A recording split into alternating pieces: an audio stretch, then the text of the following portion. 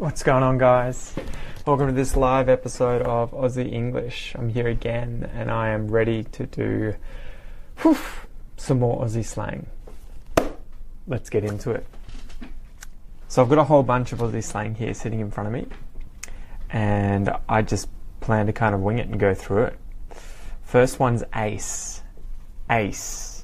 Translation here is for something to be excellent, for something to be good. If something is ace, it's excellent, it's good.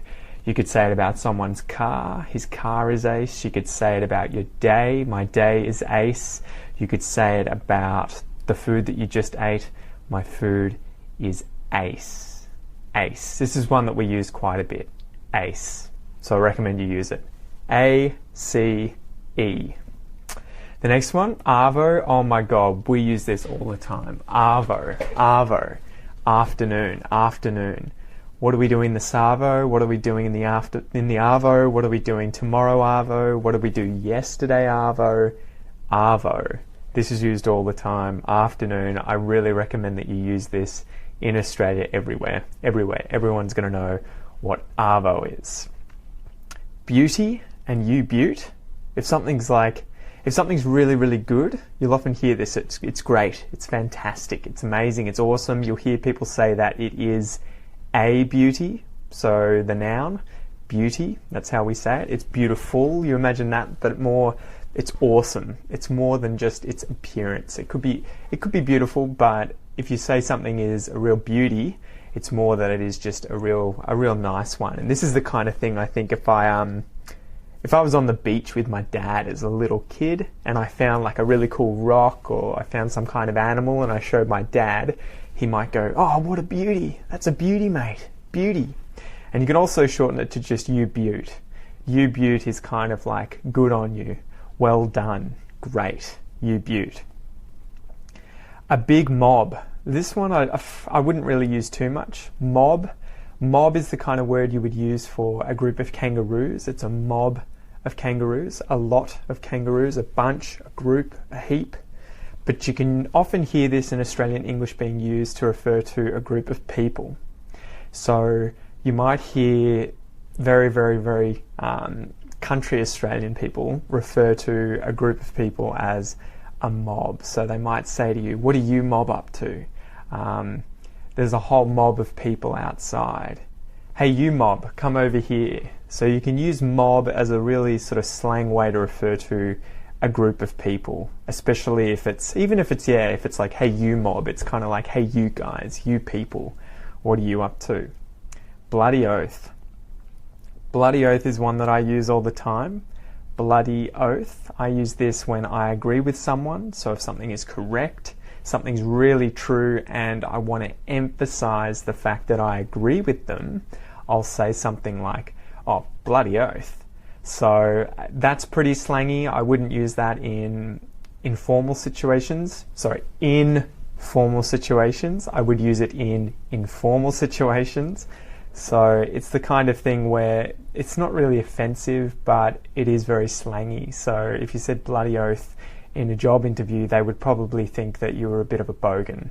And a bogan is, I guess, an uncouth kind of person, someone who is swears a lot, might drink in public, is very not too worried about fashion, that kind of thing. So yeah, bloody oath. Use it with your friends if you agree with them. It's a hot day today, isn't it? Oh, bloody oath.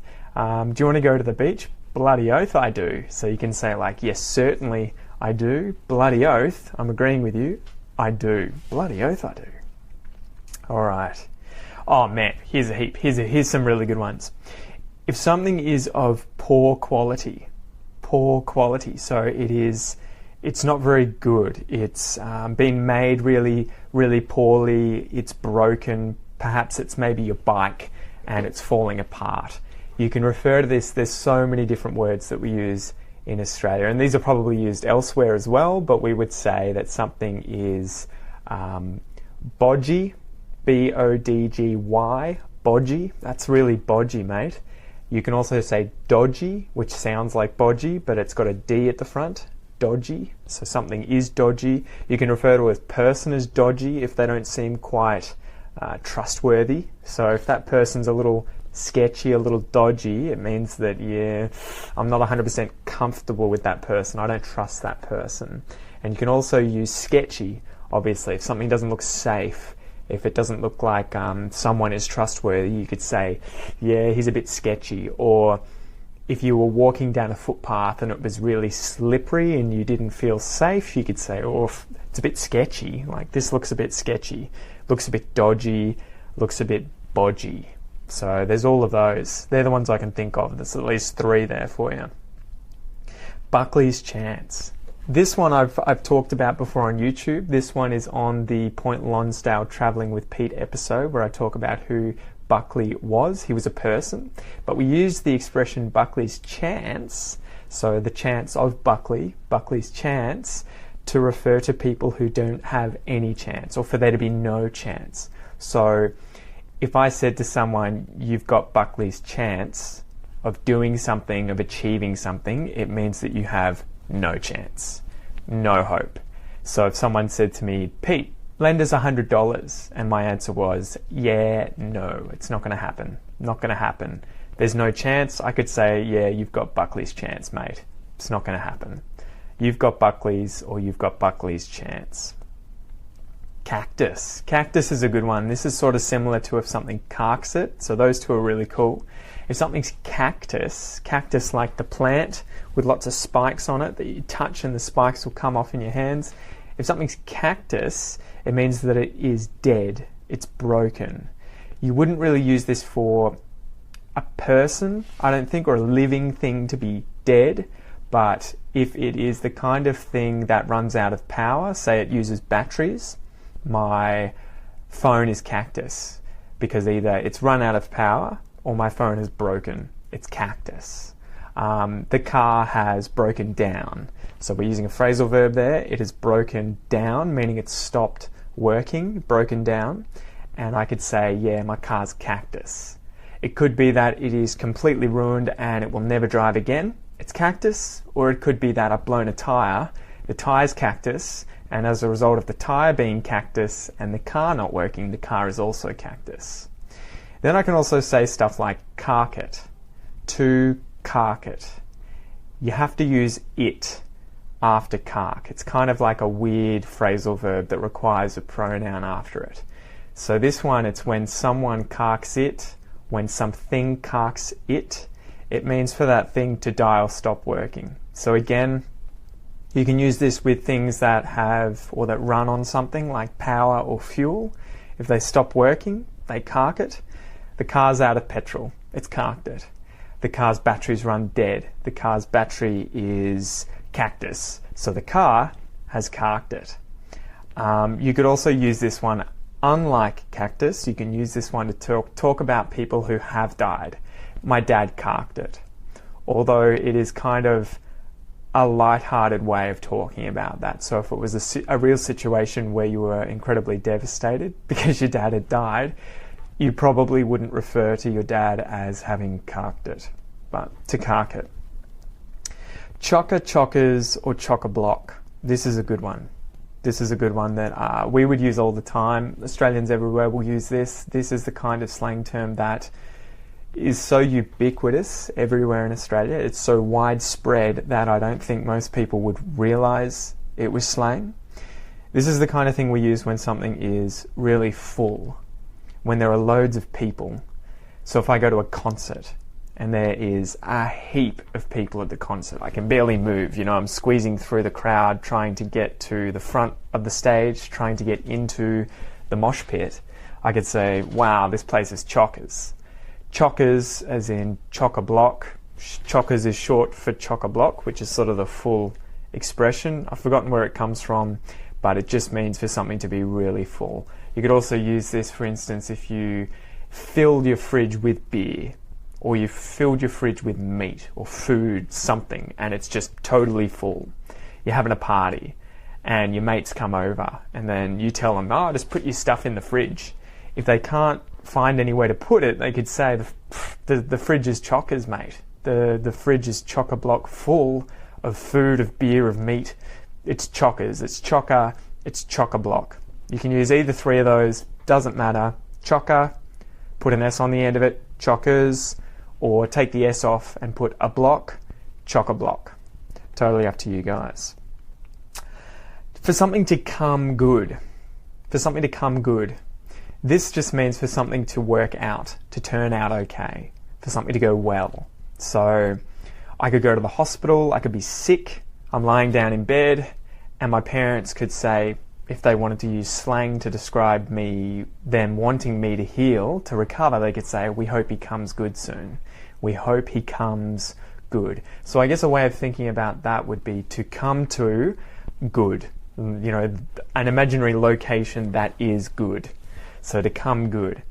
You could also use this, imagine your car has carked it. Your car is cactus, so it's broken down. If you're hoping that the car resolves itself, so imagine it's overheated and you have broken down, it's carked it, the engine's cactus, you could say, I hope it comes good if you're hoping that it cools down and gets better. The situation gets better, the car comes good, I hope the situation comes good. If I end up in a hospital and I'm recovering, I hope I come good. To come good. Not within a cooee. That's one that might not be that commonly used, but I definitely know what it means. If you are not within a cooee, this one, I guess I have to explain what a cooee is. Cooee, although I can't do it here, is a really loud noise that Australians would make if they were in the bush and they wanted to yell, but without sounding like they were injured and they're looking for people. So they want to hear if someone's going to reply. So you would say cooee. You would do it a lot louder than that and a lot more high-pitched, but you would say cooee and you'd scream it out and you would hope to hear someone say cooee back. So you're like, okay, there's a person out here. I'm lost, but I can find my way to that person. They're within a cooee. I'm saying cooee. They're saying cooee. We're hearing each other and I can walk to safety. You can use this in the slang sense to say that something isn't very close. So if something isn't within a cooee, it's not close. So like that person, if they're within a cooee, when you say cooee, the sound, they say cooee and you can hear each other, you're within a cooee. If something figuratively isn't within a cooee, it's sort of like it's not within shouting distance, so it's not very close. So you could talk about a location not being within a cooee. If I was in Geelong, which is down south, and someone said, oh, is that near Melbourne? I could say, yeah, it's not within a cooee, mate. It's close, 100k away, 100 kilometres away, but it's not within a cooee. It's not next door. It's not very close. Not within a cooee. Let's come up with some other ones. All right. To cost big bickies. If a bicky is slang for a biscuit. Biscuit, so I guess the American term for biscuit would be cookie. You know, the kind of thing you bake in an oven, made from flour. They don't rise like muffins. They're just flat biscuits, choc chip biscuits, or choc chip cookies, if you want to talk with American slang or American terms. If something costs big bickies, it means it costs a lot. It costs a lot of money. It's expensive. So you might hear people say, Dad's car cost big bickies. It cost a lot. It cost a heap. It cost a ton. It cost big bickies. His house cost big bickies. His house is very expensive. It cost a lot. It cost big bickies. If you got braces on your mouth or something that costs a lot of money, you could say these cost big bickies. If you got a diamond ring, you could say my ring cost big bickies. That is the kind of thing, though, that is very slangy. It's not rude in any way. It's just not commonly used, at least not in formal kinds of situations. You might hear this if you go out. Losing my voice.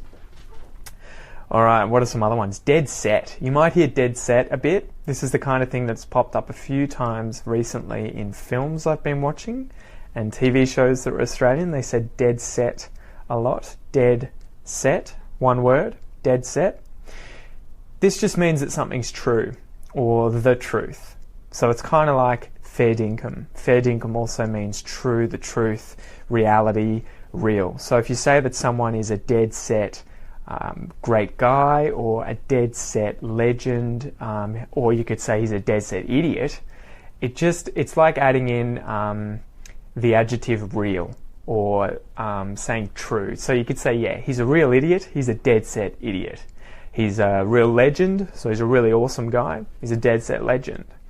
Yeah, and you might hear people just say, oh, dead set, as a way of saying, oh, is that real? Is that true? Is what you're saying serious? Wow, he's dead set. Dead set. And you can say fair dinkum in exactly the same way. He's a fair dinkum idiot. You might not hear that, but it makes sense. Or you could just say he's fair dinkum, meaning he's real, he's legit, he's true. And you could say he's a dead set awesome guy. Dead set guy. What else have we got here? To drink with the flies. This was one we went over recently. I think I talked with Emily in the previous live lesson, to drink with the flies.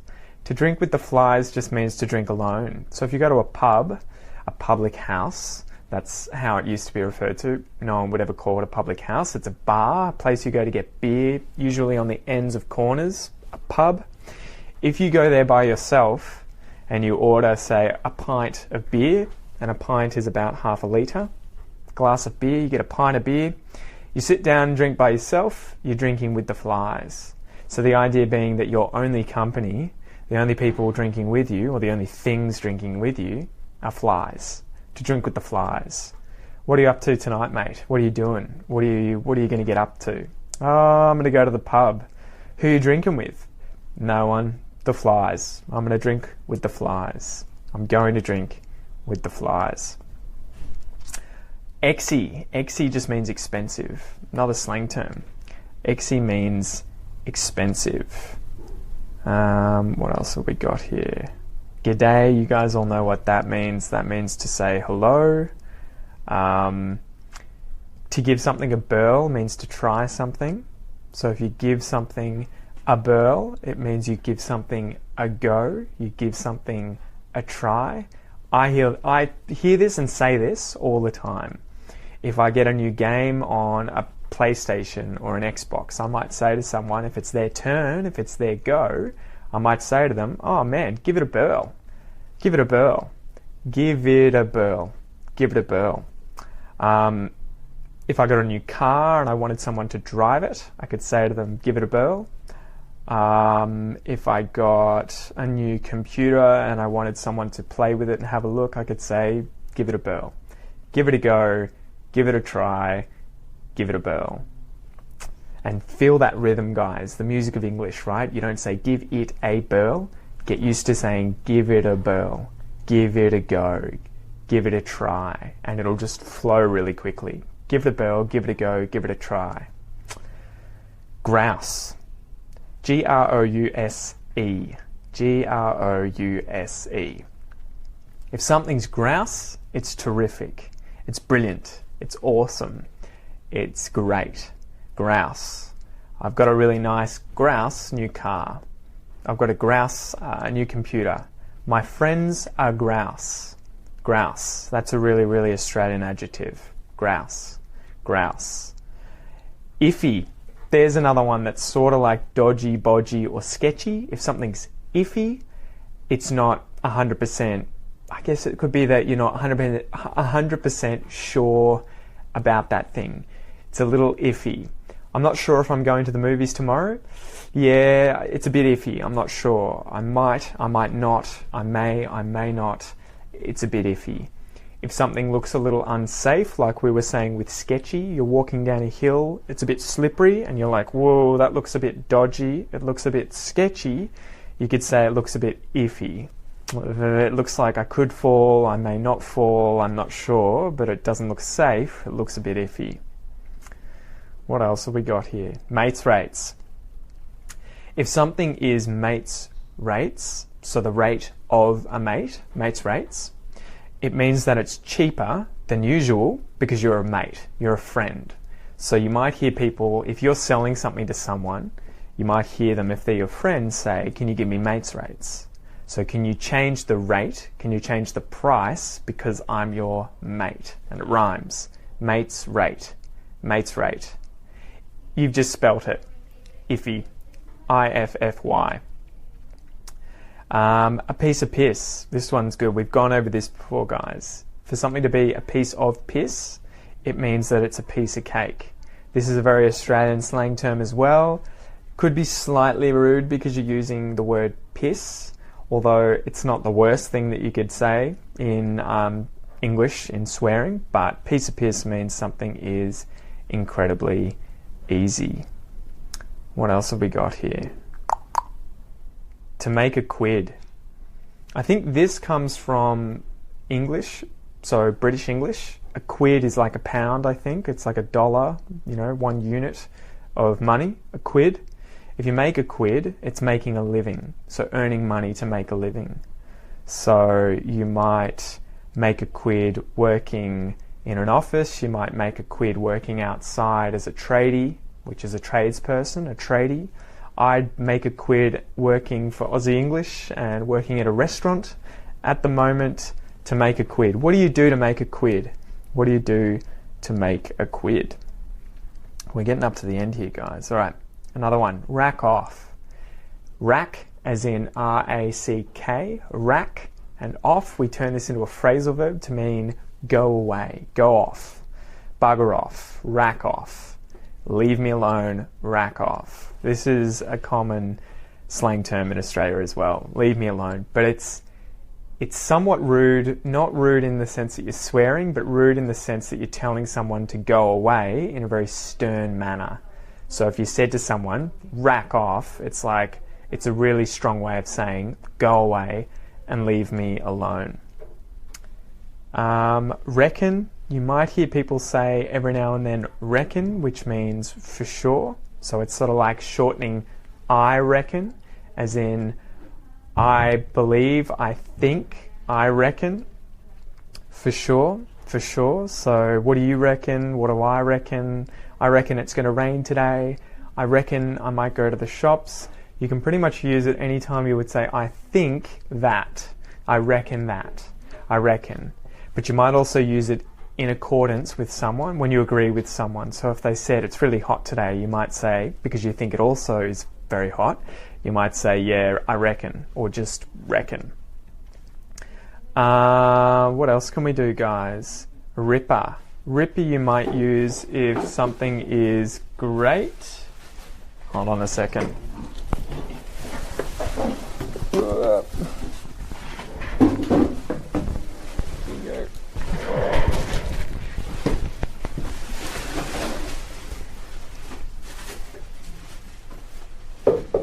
Cheers.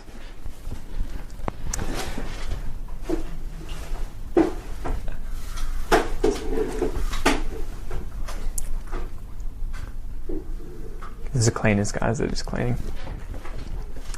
Waiting for them to stop making noise.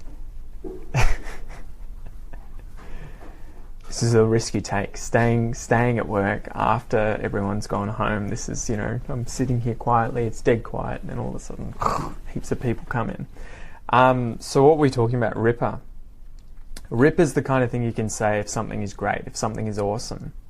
You might hear this too when wanting to say to someone they've done a great job. You could say to them, you ripper, you've done a really good job, you're great, you ripper, as in you are a ripper, you ripper. Or if something's just awesome, like with what we said at the start of this lesson, beauty, or you beaut, or you beauty, you can just say it the same way with ripper, you ripper, what a ripper, a ripper. Rooted. Rooted can have multiple meanings, but if you are rooted, it usually means that you are really tired or exhausted. So you could say, I'm rooted, I'm so rooted. It does mean to have sex, it does mean to shag. That's a funny story. Americans will use root, as in like to root for something, to barrack for something. We would say, I barrack for this football team, I barrack for Australia in the cricket. Americans might say we root for them. In Australian English, if you said that, instantly I think you're talking about sex. If you said that we root and then take a direct object, someone or something, I'm thinking that you're talking about having sex with it. So that's why we laugh when we hear Americans say that they root for someone or for something. If you root something, you're having sex with it. And it's not a very rude way to say it. It's kind of a polite way to say sex, to use a slang term for sex, to root. But if you say that I am rooted, it's kind of like a very polite way of saying that you are fucked, that you are exhausted, tired, ruined, rooted. So I guess the X-rated idea would be that someone has shagged you so much that you're really tired. But that doesn't come up in my head when I hear someone say, I am rooted. Funnily enough. She'll be apples or she'll be right. She'll be apples or she'll be right. This is the kind of slang term you would use if something is going to be all right or going to be okay. She'll be apples, meaning she's going to be awesome. She's going to be right. Instead of using the pronoun it, we've just used she. I don't know why we use she, we just use she. But it's one that you might hear men say in Australia. She'll be apples, she'll be right, it'll be okay, it'll be all right, she'll be apples. So, okay, imagine your car broke down, you went to a mechanic, so your car is cactus, your car has carked it, it's broken down on the side of the road. A mechanic has come to try and fix your car. Maybe the mechanic looks a little dodgy, maybe he looks a little iffy, a little sketchy, not very trustworthy, a little unsafe. But he manages to fix your car. He gets in there, tinkers away with it, fixes your car, it starts up. You could say, I think it'll be right, or I think she'll be right. Or the mechanic might say, yeah, I fixed it, she'll be apples. She'll be right, she'll be okay. We'll finish up soon, guys, and then you can ask me some questions. What are some other ones here? You might hear people say struth. I don't really say struth. I don't really hear too many people say struth. This is the kind of thing that's like an exclamation, so it's kind of like, whoa, or damn, or crikey. Crikey as well is one that the crocodile hunter, Steve Irwin, made pretty famous. You might hear struth and crikey, but it's not really that common, and I think if you used it, I don't know, people might laugh at you, they might laugh with you. So that's totally up to you guys, but struth or crikey is the kind of thing that can be used to sort of be an exclamation, to be shocked. Oh my gosh, struth, crikey. So yeah, if you say it, prepare for people to laugh. They're going to find it funny. Stoked. To stoke something is to fill something up, but it's usually used, I think, off the top of my head, for a fire. So if you stoke a fire, I think it's like you put wood on the fire and you use a jousting stick to kind of, I guess the idea is stoke it, to get it going again, to get the flames going again, to get the heat coming out. You stoke the fire, you put it on. You can use it as an adjective to refer to yourself. If you're stoked, it means that you are very pleased, really happy. So I was stoked when I got into my PhD, when I got accepted to do my PhD. I was stoked. When I won the lottery with, $1 million, I won $1 million, I was stoked. That's never happened, guys, as you can probably tell by what I'm wearing. I've never won $1 million, believe it or not. You might say that the first day that you were a father, when your child was born, you were stoked. Stoked. When I was married, I was stoked. When I met you, I was stoked. I was really happy. I was really pleased. I was stoked. I'll be stuffed. I'll be stuffed. This is sort of like an exclamation, but it's not just one word, it's a sentence. I'll be stuffed is the kind of thing I would say in surprise again, like, whoa, well, I'll be damned. I'll be stuffed. Stuffed is the kind of thing where literally if you were to stuff something inside of something else, you fill up that thing. So if I had like a sock and I put my foot in the sock and fill the sock with my foot, I've stuffed my foot into the sock. So I've stuffed the sock with my foot, or I've stuffed my foot into the sock. If you're stuffed, you can use it to mean that you're tired, that you're ruined, that you're wrecked, that you're rooted, that you're fucked. But it'll often be used to mean that you are surprised. Well, I'll be stuffed. You could also use it to mean that you'll be in trouble, whether it is that you'll be punished for something, or whether it's just that you're going to be in a bad situation. So if I did something wrong when I was in high school and I knew that I was going to get detention, I could say, well, I'll be stuffed now. Like, I'm going to be stuffed because of what's happened. I'm going to be in trouble. If I knew that the car was going to break down, if I was driving my car, I could say, I know I'm going to be stuffed. I'll be stuffed when this car breaks down. I'll be in trouble. I'll be stuffed. You might also hear people say, get stuffed.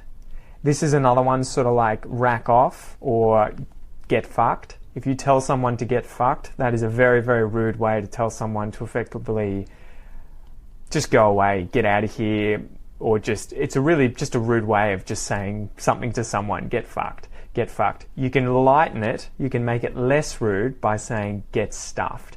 And you might say get stuffed if you don't believe someone. So if someone said to me, you've just won the lottery, you've just won $1 million, I might say, get stuffed, as in, I don't believe you. No way. You could say, get fucked. It's a little ruder, but in that situation, it just means, no way, I don't believe you, get stuffed, get fucked. But that's very rude. Do not use that in formal situations. Do not use either of those.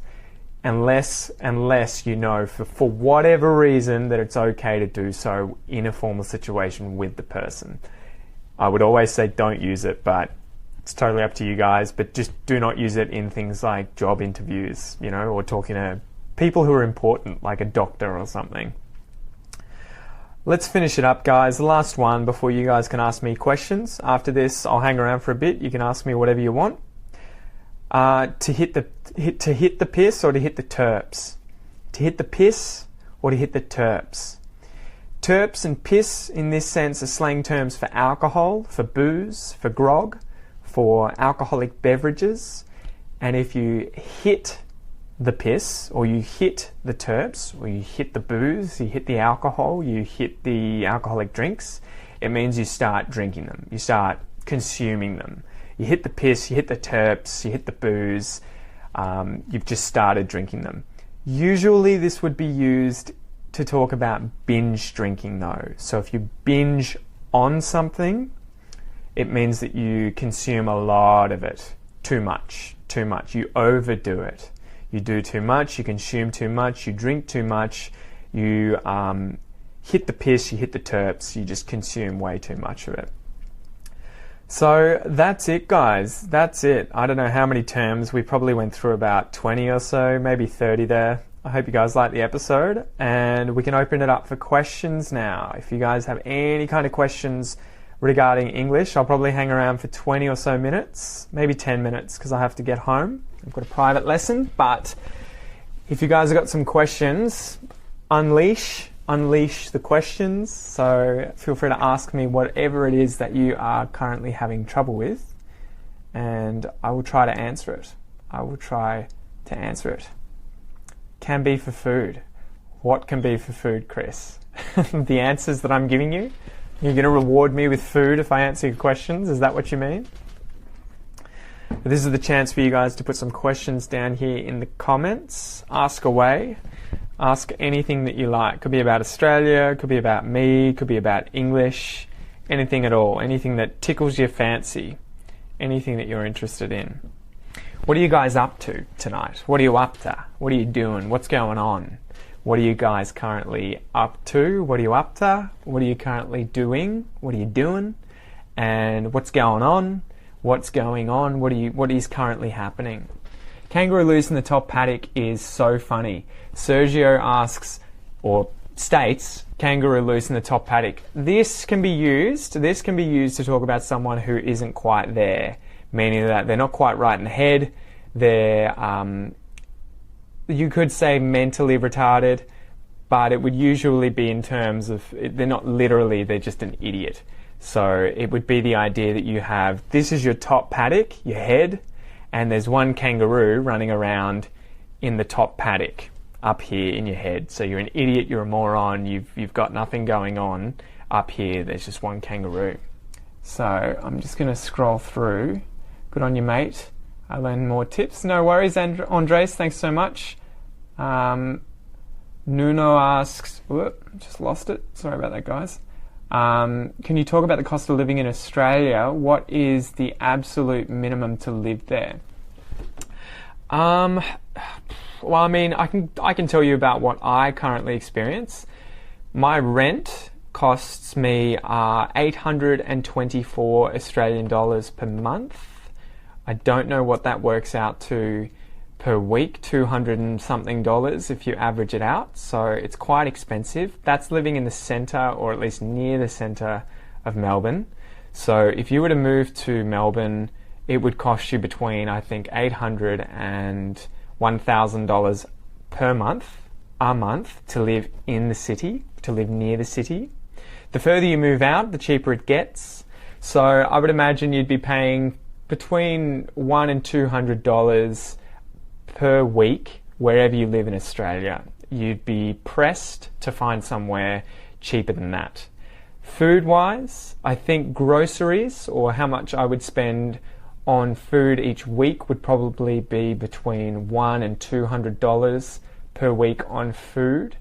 That includes obviously eating out, getting takeaway, all that sort of stuff. But, you know, you could probably squeeze by on $20 to $40 a day for food. So it's about the same as rent again. So I would imagine that if you guys came to Australia and wanted to aim for a certain income, the bare minimum would be probably $1,600 to $2,000 per month Australian. So that's probably about 1,000 euros to 1,500 euros per month, maybe a bit less. And American dollars wise, probably about the same, maybe a bit more, $1,000 to $1,500. So it's not too bad. It's not too bad. The good thing, I guess, about living in Melbourne is I don't own a car, so I don't have to worry about that because, well, it's expensive. I walk everywhere. I can use public transport in the city for free. But yeah, the cost of living, it is high. It is expensive. But if you get a job, for instance, I'll tell you how much I make at the restaurant. I make about $24 per hour at the restaurant. So if you get a hospitality job, you will make between $19 to $25 an hour, depending on the restaurant that you work at. So yeah, you can get jobs that will pay pretty well for labour, for that kind of work. What else have we got there? Binge eating, binge drinking. Exactly, Chris. You can use it for that. You can use binge to binge on something for food and drink. Any news about my thesis? How long does it take to hear from reviewers for my thesis? I submitted my PhD thesis about a month and a half ago, guys, and I expect to hear back in another month and a half. So they normally say 3 months for the corrections to be made. So I don't know how long it's going to take exactly, but hopefully not much more longer than 1 more month. And then I'll have to make the changes, send it off again, and hopefully it will be accepted. What else have we got there? Studying with Anki. Estefania asks about studying with Anki. She's using this at the moment. So I'll have to tell you later, Steph, because it's a little hard for me to explain in a few minutes. But for everyone who's watching at the moment, look up Anki, A-N-K-I. It's a free program that you can use to create flashcards to learn languages. This helped me so much learning French, Portuguese, and hopefully soon Spanish. I've started learning Spanish recently, and I'll have to use Anki, but I really recommend Anki, A-N-K-I. I've got a few videos on YouTube about it. Just Google it, find it online, find it on YouTube, how to use it, how to set it up. This will take your English from here to here if you use it once a day. Anki, A-N-K-I. I really recommend it. What else have we got here? You said a word to refer to a place that is close to another. What word was it? Okay. Cooee. A cooee is that sound. Cooee. And it's spelt C-O-O-E-E. C-O-O-E-E. That is a cooee. So to not be within a cooee means that you're not close. To be within a cooee would be that you are close. So that's what a cooee is. C-O-O-E-E. Cooee. What else have we got here? What's up, Carlos? I hope you're well, sir. Carlos was working at the restaurant with me when I was, when he was here, rather, a few months ago. Your English is very clear, thanks for that. However, general Australians talk really fast. Well, I try to slow it down, and on top of that, obviously use synonyms and restate myself multiple times so that you guys find it a little easier to understand me. However, I can speak a lot more quickly if you'd like, but I feel like it's a little too harsh to just go all out and just speak like an Aussie all the time. Thanks, mate. Very fun lessons. No worries, Sergio. Thank you for the comment. When to use abbreviations? Ruchi, you would have to give me an example. What kind of abbreviations? Do you mean with slang abbreviations, like turning afternoon into arvo, service station into servo? Or do you mean abbreviations like when we use CBD instead of the central business district to refer to a city? Is that what you mean, Ruchi? Thanks, Pete. Is that 24 after tax, before tax? That's how much I would make before tax. And I guess the thing here, I'm not sure what it is for foreigners, but for me, the tax-free threshold is $18,000 a year. I imagine it's the same for you guys. You would come to Australia, and like me, you would be taxed each week. So you would have a certain amount of tax taken out of your income, and the business will do this wherever you're hired, and that's under the assumption that you're getting paid on the books. So if you're not on the books, you're getting cash in hand, and so you'll get 100% of what you earn, but it's illegal and they will pay you less in order to do that because they take out the tax themselves. If you get taxed, you won't, or you should, I'm not sure, I think it's the same for foreigners, but the threshold is $18,000. So you shouldn't be taxed on anything less than $18,000. So that means that if the government takes the money, when you do your tax return, they'll give it back to you. So you'll get everything back that you were taxed up to $18,000. So that's what I'm looking forward to this year. I should get some money back. Anki, Anki, Anki. Yeah, it's with an I, not a Y. Tell me in Spanish, I want to find out your new words. I'm not comfortable using my Spanish yet, Carlos. Sorry about that. I heard staycation today, and I'd like to share it with the others. Is it possible to vacation? Staycation? I don't think I've ever heard that. I get the idea. A staycation, I would imagine in my head, would be that you've gone on vacation and you're staying there. So you're staying on vacation. It's a staycation. Ali, that's what I would imagine it is, but I'm not 100% sure because I haven't heard that before being used. What else have we got here? A bottle-o. Yeah, that's a bottle shop. A bottle shop. A bottle-o is a bottle shop. So it's where you would buy alcoholic drinks. Bottles of alcohol, you go to the bottle-o. The bottle-o. What else? Sorry, I don't understand the explanation about Anki. Just have a look online. Anki is a program where you make flashcards. So a flashcard is like a card that you've got something on one side and then the answer on the back side, and you can test yourself. So you'd have a gap in a sentence where you have to think what's the word, and then on the back side of the flashcard you have the answer. And so Anki makes you practice the gaps in sentences so that you can practice vocab that you're trying to learn. It's really, really, really good. It's really good. Just Google it and you'll find out pretty quickly what Anki is. So like the short form of CBD. That kind of stuff, Ruchi, that kind of abbreviation I would use all the time. I would never refer to something as the central business district. It's just too long. So you'll learn these sorts of things, and it might change from place to place and from group of people to group of people. For instance, in my lab here at the museum where we work on native Australian rats, a lot of the groups of Australian rats have abbreviations. So, for instance, I work on a group called the Sodomys Species Group, but it's too long, so we just call it the PSG. So you'll learn this sort of stuff. The MCG close by is the Melbourne cricket ground, but again, it's just too long, so you'll hear it said as MCG, you'll hear it written, see it written as MCG, Macca's is a good example, an abbreviation of McDonald's. We'll probably always refer to it as Macca's. Servo, Arvo, Bottle-O, those are the kinds of abbreviations, again, too, we'll always use. But yeah, when it's just letter abbreviations, you'll just have to learn those, and it just depends on the person. But it's usually when it's multiple words to refer to a single thing, and it'll just get squished down into just the first letter of each word. Anyway, guys, it's 7:30, so I'm probably gonna go. I hope you guys have really enjoyed the lesson. If you guys want to sign up and get more out of the podcast, remember you can become a member on the Aussie English website. If you're not listening to the podcast already, it's free. What are you doing? Download a podcast app, put it on your phone, put it on your computer, and listen to Aussie English. Keep practicing, practicing, practicing. Anyway, thanks again, guys. I'm going to try and do this each week on a Thursday, probably at about 7 o'clock.